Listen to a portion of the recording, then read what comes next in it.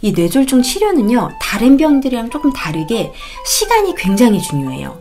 4시간, 6시간, 12시간 이런 식으로 몇 시간 이내에 병원을 오셔야 이 시간이 지나면 이 급성기 치료를 못 받게 되는 경우도 있어요. 안녕하세요. 치매 박사의 조한나입니다. 뇌졸중이 우리나라 치매의 가장 큰 원인 중 하나라는 것을 알고 계시나요? 흔히 중풍이라고도 알려진 바로 이 뇌졸중은요, 성인에서는 암, 심장병과 함께 사망의 3대 원인일 뿐만 아니라요, 심근경색과 함께는 돌연사의 바로 이 양대 산맥인데요. 치료를 제때 정확히 받지 못하시면 목숨을 잃는 건 물론이고요, 반신불수 등의 어떤 심한 장애가 남거나 또 후유증으로 이 혈관성 치매가 남아서요, 남은 여생을 환자와 가족 모두가 굉장히 고통을 받게 되는데요.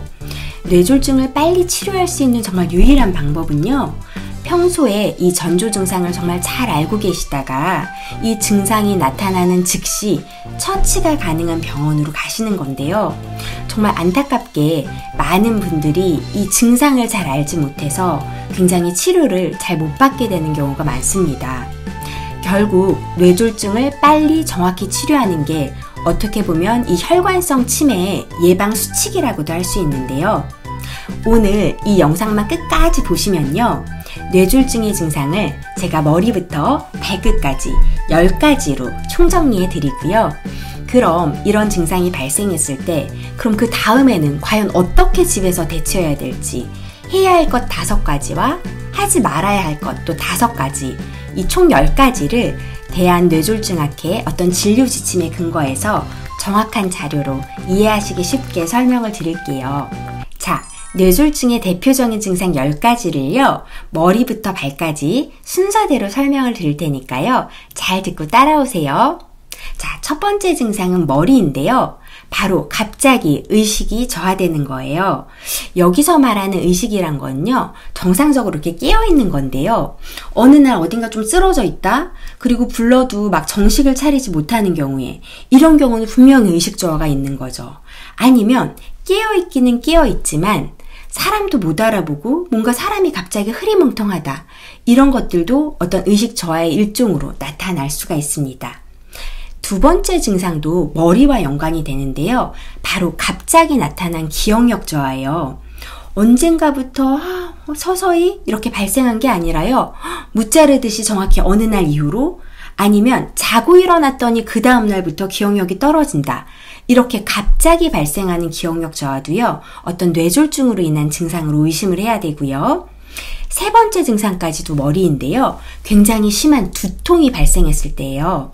어느 날 갑자기 생기는 정말 너무 심한 두통, 참을 수 없이 깨질 듯한 두통, 그리고 내가 지금까지 살면서 한 번도 없었던 정말 새로운 두통이 생겼을 때, 이때는 꼭 뇌출혈을 포함한 어떤 이 뇌졸중을 의심을 해야 되고요.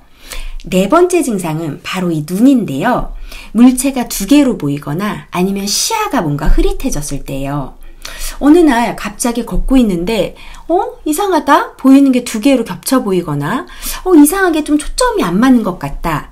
아니면 내 시야의 반이 어떻게 이렇게 조금 까만 커튼이 쳐진 것처럼 잘 안 보인다. 한쪽만 보인다. 이런 복시나 어떤 시야 장애가 발생하면요, 그건 눈의 문제일 수도 있지만 사실은 이 눈을 관장하는 뇌의 문제일 수도 있으니까요, 이런 것들도 뇌졸중의 증상일 수 있다는 것 알고 계세요? 그리고 5번째 증상입니다. 5번째 증상은 바로 이 얼굴인데요. 바로 한쪽의 안면마비예요. 웃어보세요 하고 하고 활짝 웃었는데 한쪽 입꼬리가 잘 안 올라가서 입이 이렇게 좀 삐뚤어지는 증상이 갑자기 보이는 경우에, 그리고 음식이나 이렇게 물을 마시는데 자꾸 이렇게 한쪽 입꼬리로만 어떤 물이나 음식이 흐를 때, 이것도 뇌졸중의 증상일 수가 있고요. 6번째 증상은 바로 입인데요. 발음이 조금 부정확해져요. 굉장히 말하는데 어둔해지고 어눌해져서 말을 하긴 하는데 좀 잘 못 알아들을 수도 있고요. 아니면은 말을 본인이 하려고 해도 입에서 말이 안 나오는 경우도 있어요. 또 어떤 경우는 말도 잘하고 멀쩡해 보이는데 질문을 하면 전혀 말귀를 못 알아들으시는 경우도 있습니다. 그리고 7번째 증상은요, 바로 목이에요. 물이나 어떤 음식을 먹는데 이상하게 갑자기 삼키기가 어려워졌다. 갑자기 음식을 또 넘기지 못하고 자꾸 사례가 걸린다. 물을 먹으려고 했더니 계속 기침이 난다.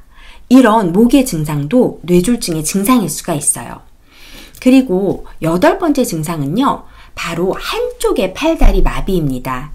뇌혈관은 왼쪽과 오른쪽 이렇게 양쪽으로 나눠져 있는데요. 사실 혈관이 양쪽이 동시에 막히는 건 좀 쉽지가 않기 때문에 보통은 한쪽씩 뇌경색이 오는 경우가 많거든요. 그래서 한쪽 팔다리에 힘이 안 들어가서 뭐 물건을 집을 수가 없거나 아니면 걷는데 한쪽 다리에 힘이 빠져서 자꾸 쓰러질 것 같다? 뭔가 마비가 온 것 같아서 이제 깽깽이 발을 한쪽씩 뛰어봤더니 양쪽 다리에 힘이 차이가 나거나 아니면 팔을 이렇게 앞으로 쭉 들어봤을 때 한쪽 팔만 자꾸 이렇게 조금 아래로 떨어진다. 이런 느낌이 오시는 경우, 이렇게 양쪽에 차이가 나게 갑자기 한쪽에 팔다리에 마비가 생기면 이건 굉장히 높은 뇌졸중의 신호라고 할 수 있죠. 그리고 9번째 증상은요, 바로 반쪽만 감각이 떨어지거나 감각에 마비가 오는 거예요. 뭐 이건 얼굴부터 팔, 아니면 뭐 몸통 다리까지도 다 올 수 있는데요. 치과에서 마취하셨을 때를 좀 상상해 보시면 좋을 것 같아요. 치과에서 마취하고 나면요, 이렇게 만져보면 좀 남의 살 같은 느낌이 들잖아요. 그래서 반대쪽과 비교해봐서 이쪽이 뭔가 조금 감각이 떨어진다, 이런 느낌이 갑자기 왔을 때도 뇌졸중의 증상일 수가 있어요. 마지막으로 10번째는요, 양다리예요. 양 다리에 힘이 빠진 건 아닌데, 마비가 온 건 전혀 아닌데 이상하게 중심이 안 잡힐 때입니다. 술도 안 먹었는데 술 먹은 것처럼 좀 이상하게 비틀거리면서 걸을 때, 그리고 이유 없이 자꾸 휘청거릴 때, 좀 균형이 안 맞는 것 같기도 하고, 어떤 분들은 이렇게 걷는데 구름 위를 걷는 것 같다고 이렇게 느끼시기도 하는데요. 이런 경우도 바로 뇌졸중을 의심할 수가 있어요. 그럼 제가 말씀드린 이 머리부터 발끝까지 이 10가지의 내용 중에서 공통되는 특징이 있는데요. 혹시 눈치채셨나요? 그건 바로 이 모든 증상이 갑자기 나타난다는 거예요. 아주 옛날부터, 좀 몇 년 전부터, 어릴 때부터 있었던 증상이 아니고요. 어느 순간 갑자기 생긴 이 10가지의 증상은 뇌졸중을 의심할 수 있는 굉장히 강력한 신호니까요. 꼭 기억해 주세요. 그럼 막상 내가 아니면 우리 가족이 이런 증상이 나타나면 어떻게 해야 될까요? 사실 이런 증상이 나타나면 정말 너무 놀라기 때문에 뭘 해야 될지도 모르겠고 머리가 하얗게 되고 굉장히 막 허둥지둥 하는 경우가 많은데요. 제가 이런 좀 정신없는 경우지만 그때 뭘 해야 될지, 그리고 뭘 하지 말아야 될지 제가 정확히 알려드릴게요. 뇌경색에 대처하는 법, 이렇게 하세요.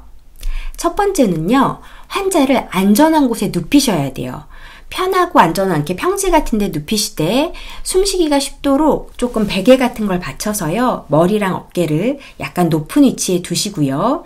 그리고 혹시나 환자가 의식이 없거나 토하는 경우에는 약간 이렇게 고개를 한쪽으로 이렇게 밀어주셔가지고요. 혹시 구토물이 이 기도로 넘어가서 폐렴이 되거나 어떤 숨 쉬는 걸 방해하지 않도록요, 약간 고개를 옆으로 돌려주시는 것도 굉장히 중요한 응급처치입니다.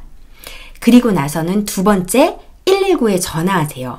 전화를 하시고요. 지금 방금 환자분에게 일어난 증상을 그냥 그대로 설명만 하시면 됩니다. 그리고 세 번째는요, 가능하면 응급실을 이용하세요. 외래 진료 예약을 하면서 하루 이틀 기다리지 마시고요. 바로 응급실 병원을 찾아야 돼요. 네 번째는요, 복용 중인 약이 있으면 좀 챙겨주세요. 현재 복용 중인 약 같은 건 정신이 없으니까 약 이름을 그때는 기억하기는 어렵고요. 약봉지나 약통 같은 거 식탁 위에 있는 거 좀 챙겨서 가져오시는 게 좋고요.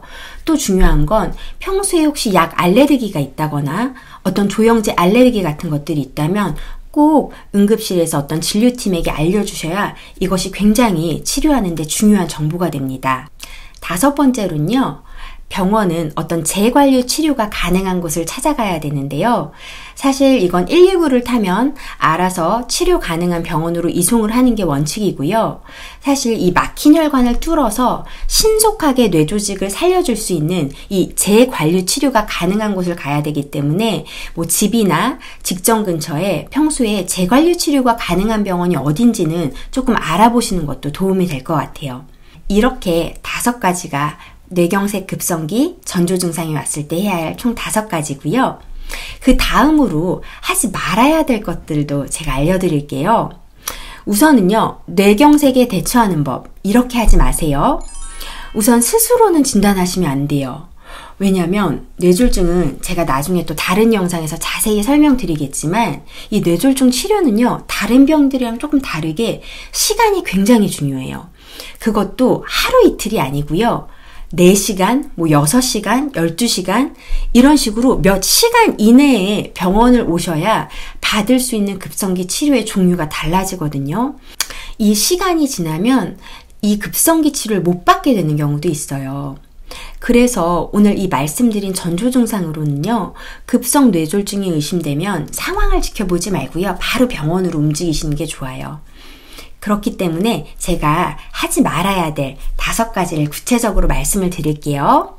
첫 번째, 병원을 가지 않고 이렇게 혈액순환이 된다고 손끝을 따고 기다리는 일, 이런 일은 하시면 안 되고요. 두 번째로, 팔다리가 좀 마비된 환자에게 이제 팔다리를 막 주물르면서 기다리는 일, 기다리지 마세요.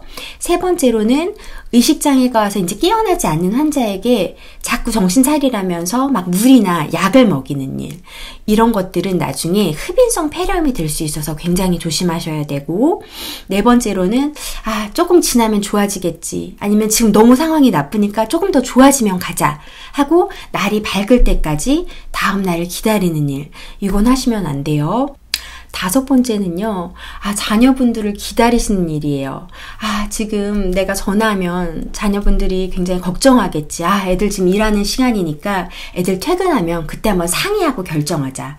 사실 이렇게 자녀분들을 기다려야지 하면서 7, 8시간을 방치하시고 굉장히 나빠지시는 경우가 많아요. 그래서 제일 먼저는 아까 말씀드린 것처럼 119에 꼭 전화를 하시고요. 그 이후에 자녀분들에게 전화하시고 이런 상황을 설명하셔도 늦지 않을 것 같아요.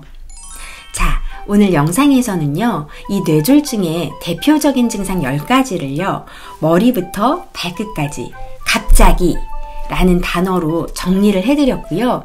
그리고 이런 뇌졸중의 전조 증상이 보였을 때 그럼 어떻게 해야 되고 어떤 건 하지 말아야 되는지도 각각 5가지씩 말씀을 드렸는데요. 여러분들이 기억하셔야 될 거를 마지막으로 정리해 보면요.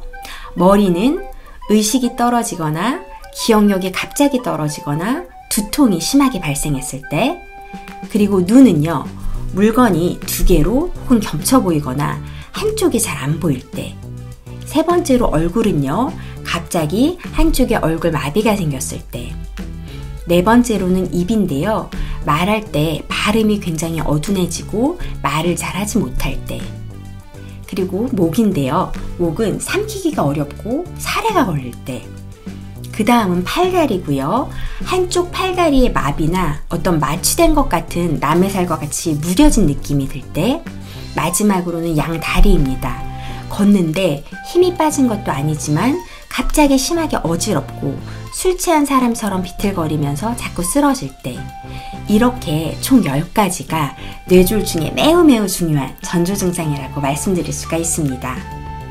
오늘 이 영상을 보시는 우리 치매박사 구독자님들은요, 모두 정말 건강하시기를 바라고요. 만약에 이러한 뇌졸중의 전조 증상이 오더라도 정말 빠른 시간에 정확한 치료를 하셔서 아무런 후유증 없이 회복되시기를 진심으로 소망합니다. 이 치매박사 채널의 정보가 도움이 되신다고 생각하시는 분들은요, 아직 저희 채널이 사실 되게 작아서요, 잘 알려지지도 않고 또 한번 제 영상을 보셨다고 해도 그 다음에 또 여기를 찾으시라는 그런 보장이 없어요. 그래서 이 치매박사 그림 옆에 보시면요, 구독이라는 버튼이 있으니까요, 오늘 이렇게 구독을 조금 해주시면 다음에 찾기도 편하고요, 또 다른 분들에게도 이 치매박사 채널이 좀 많이 알려져서 더 많은 도움을 드릴 수 있도록 도와주세요. 그리고 오늘 이 뇌졸중 영상이 마음에 드셨다면요, 영상 아래에 보시면 또 이렇게 엄지 모양의 좋아요 버튼이 있거든요. 오늘 영상이 좋으신 분들은 이걸 한번 또 꼭 눌러주시면 다음 영상을 준비할 때 이 여러분들의 응원을 생각하면서 정말 제가 큰 힘이 될 것 같습니다. 아버님, 어머님, 오늘 하루도 많이 행복하시고요. 오래오래 건강하세요. 오늘의 퀴즈입니다. 흔히 중풍이라고도 알려진 이 병은요, 우리나라나 특히 서양보다는 동양에서 굉장히 중요한 치매의 원인 중 하나인데요.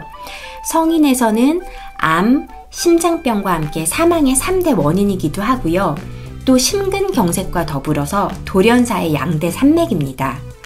치료를 제때 정확히 받지 못하시면 목숨을 잃는 건 물론이고요, 어떤 반신불수들의 굉장히 심한 장애가 남거나 또 주요 후유증으로 혈관성 치매가 남아서 남은 여생을 굉장히 힘들게 보내실 경우가 많은데요. 특히 이 병을 치료할 수 있는 유일한 방법은요, 평소에 이 전조 증상을 정말 잘 알고 계시다가 이 증상이 나타나는 즉시 처치가 가능한 병원으로 가시는 겁니다. 여러분들이 기억하셔야 될 것은 머리부터 발끝까지 갑자기 이 키워드인데요. 이 단어들을 기억해 주세요. 이렇게 총 10가지가 이 병의 굉장히 중요한 전조 증상이라고 말씀을 드렸는데요. 과연 이 병의 이름은 무엇일까요? 아시는 분들은요, 정답을 영상의 댓글에 좀 남겨주시길 부탁드릴게요. 사실 이렇게 하나씩 여러분들이 직접 참여해 주시고 댓글로 답도 달아보시고 하면요, 정말 한번 댓글 단 내용은 절대 이후 내용을 잊지 않으실 거예요. 보기 드릴게요. 1번 암, 2번 폐렴, 3번 심장병, 4번 뇌졸중입니다. 감사합니다.